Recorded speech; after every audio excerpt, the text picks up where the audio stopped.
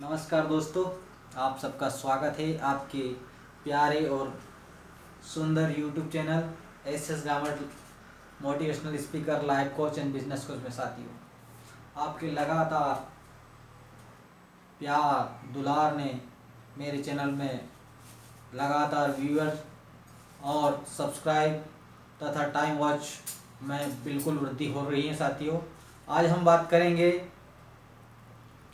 हिंदी के महान उपन्यासकार, कहानी सम्राट और कालजयी लेखक मुंशी प्रेमचंद जी के बारे में। उनका जन्म 31 जुलाई 1880 में लम्ही नामक ग्राम में वाराणसी उत्तर प्रदेश में हुआ था, जो दिल्ली और उत्तर प्रदेश के मुस्लिम बाहुल्य क्षेत्र के इर्द गिर्द था। शुरू से ही उन्हें 13 वर्ष की आयु तक उर्दू में अपनी शिक्षा अर्जित करनी पड़ी। घर में उन्हें सब नवाब के नाम से जानते थे, नवाब राय कहते थे। और धीरे धीरे फिर वे हिंदी भी उन्होंने सीखी और बीए करने के पश्चात वे एक अध्यापन कार्य भी करते रहे। मुंशी प्रेमचंद जी के मन में देश प्रेम का, माँ भारती की सेवा का जज्बा था। साथियों, एक स्कूली मैच के दौरान, फुटबॉल मैच के दौरान,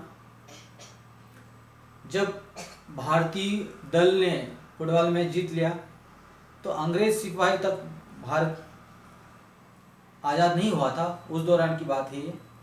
तब अंग्रेज सिपाही ने हमारे भारतीय दल के जो जीते हुए खिलाड़ी पर हाथ उठा दिया। मुंशी प्रेमचंद जी ने उस मैदान पे जो झंडी रहती ग्राउंड पर, उसको लेकर उस सिपाही की उनके दल ने पिटाई कर दी। साथियों, मुंशी प्रेमचंद जी बाल गंगाधर तिलक और महात्मा गांधी जी से बहुत प्रभावित थे और स्वामी विवेकानंद जी से भी उन्हें बहुत लगाव था। उन्होंने अपने लेखनी के माध्यम से स्वामी विवेकानंद जी की एक छोटी सी जीवनी भी उकेरी है। साथियों,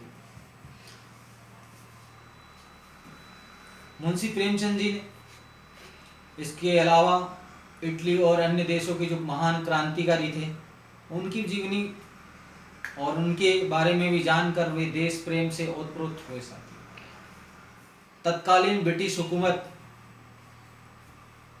और के खिलाफ और देश में नवयुवकों और देशवासियों में देश प्रेम की भावना जगाने के लिए उन्हें सोजे वतन नाम का एक ग्रंथ लिखा, जिसके प्रकाशित होने पर अंग्रेज सरकार ने समस्त प्रतिलिपियां जब्त कर ली। तत्कालीन जिलाधीश, डिस्ट्रिक्ट मजिस्ट्रेट ने उन्हें नोटिस दिया और उनका अपमान किया और वो प्रतिलिपियां जब्त करवा दी। इसके बाद मुंशी प्रेमचंद जी ने अपना नाम बदल कर प्रेमचंद के नाम से वे कहानी, उपन्यास लिखते रहे। साथियों, लगभग 300 महान कहानियां लिखी उन्हें। भारत की गरीबी, भारत की सामाजिक व्यवस्था, दरिद्रता, समाज में फैली छुआछूत, समाज में फैली जातिवाद, तमाम विषयों पर उन्होंने यथार्थ पे, व्यवहारिकता पर, सामाजिक, शैक्षणिक विषयों पर कहानी, उपन्यास का सृजन किया। साथियों, 1 दर्जन से अधिक उपन्यास लिखे उन्होंने। सेवाल सदन,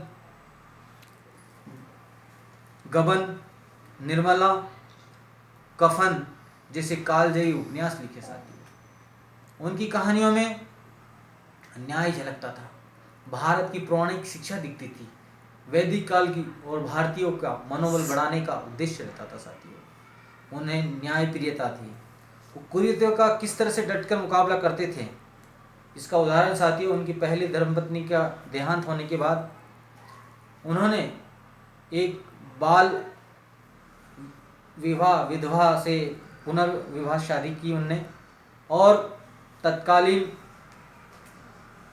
अंधविश्वासों और जातिवाद, ऊंच नीच, छुआछूत पर भी अपनी लेखनी के माध्यम से करारा प्रहार किया। वे सही मायनों में हिंदी के भीष्म पितामह हैं। उन्होंने हिंदी को एक राह दिखाई और देश में आज़ादी के आंदोलन में देशवासियों में, नवयुवकों में राष्ट्र की चेतना, राष्ट्रीयता, भारतीयता और अपने आप पर गर्व करना उन्होंने सिखाया साथियों। स्वामी विवेकानंद, महात्मा गांधी और बाल गंगाधर तिलक जैसे उनके आदर्शों के जीवन से प्रभावित होकर मुंशी प्रेमचंद जी ने अपने संक्षिप्त जीवन में बहुत ही कालजयी रचनाएं की, बहुत ही कालजयी लेखन के माध्यम से तत्कालीन ब्रिटिश हुकूमत की विरुद्ध आग उगला और उनके जरिए ही एक देश में लेखकों और कहानीकारों, उपन्यास का एक जनसैलाब उमड़ा साथियों। वे अपने पुत्र अमृत राय और अन्य के जरिए भी इस तरह से जारी रखे और 1936 में उनका देहांत हुआ साथियों। मुंशी प्रेमचंद जी लगातार अन्याय के विरुद्ध आवाज उठाते थे, सत्य को परखते थे, सत्य की कसौटी पर हर सामाजिक बंधन और रीति का उल्लेख करते थे। उनका जीवन हमें प्रेरणा देता है कि हमें अपनी मातृभाषा हिंदी का आदर करना चाहिए, ज़्यादा से ज़्यादा हिंदी का प्रचार करना चाहिए और हमें देश के लिए मर मिटना चाहिए, हमें देश के लिए सोचना चाहिए, हमें देश के लिए लिखना चाहिए, हमें राष्ट्रीयता को बढ़ावा देना चाहिए, हमें बंधुता का बढ़ावा देना चाहिए, हमें सद्भावना को बढ़ाना चाहिए, हमें भाईचारे को बढ़ाना चाहिए, हमें हिंदू मुस्लिम एकता के संबंध में बात करना चाहिए साथियों। आपको ये मेरा वीडियो कैसा लगा? आप मेरे चैनल में अगर नए हैं एस गामट motivational speaker, life coach, business coach में, तो आप सब्सक्राइब जरूर करें, लाइक भी करें और अपने इष्ट मित्रों को शेयर भी करें। बहुत बहुत धन्यवाद।